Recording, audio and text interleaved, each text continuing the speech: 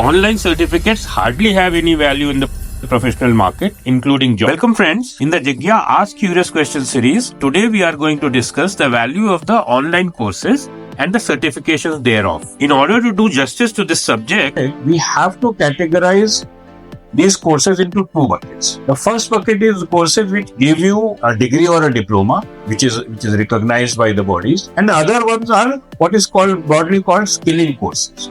So let's deal with them one at a time. So in the first bucket, we have the degree and diploma granting online courses.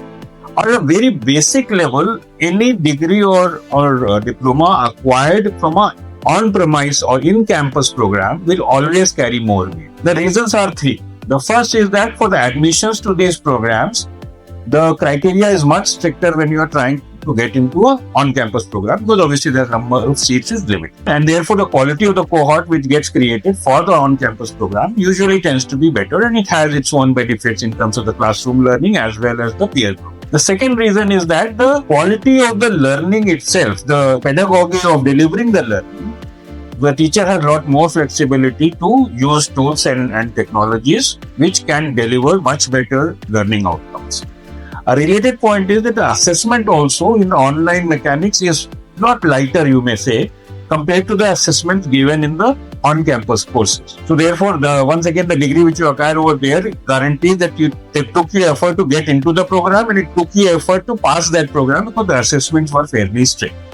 The third and also equally important point is that the bonding or the network that you take along after you pass from that program is much better, because your interaction with the teacher, therefore the bonding with the teacher, your interaction with your peer group, and therefore your bonding with the peer group is a lot deeper, and that pays off even after you graduate from the course. The same is not true for the cohorts which are created for the online programs. So by and large, the ground rule is that if you have an option to go for an on-premise course, you should go for the on-premise course.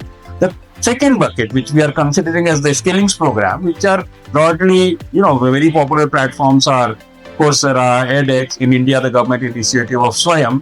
All these are very useful from the perspective of learning, because you get access to content which is created by the best faculty in the world, and therefore from the pure learning perspective, you are getting access to something which you did not have otherwise.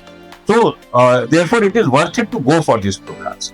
But you'll also notice that most of these programs are free to access, and only for the certificate you have to pay. And that's where I have an opinion which may be different from a lot of others, that in the job market, because as Jigya platform, we also help a lot of corporates in their resourcing and recruiting work. And we know that the corporates don't value those certificates which you actually write on your CV or profile, because they know that, getting access to those courses and therefore also the assessments is very easy and not very well proctored. Therefore, those certifications don't count at all, except when it is from professional bodies, like for example, Project Management Institute or PSPO certificate from Scrum.org. Those carry weight in them. So that's more or less our suggestion, that programs where degrees are being granted, your first choice should be campus. For skilling programs, if you can afford it, please go ahead and pay for it and acquire the certificate. But if affordability is a challenge, believe me, the learning is what is of value from those courses. The certificate hardly has any value in the professional market, including jobs.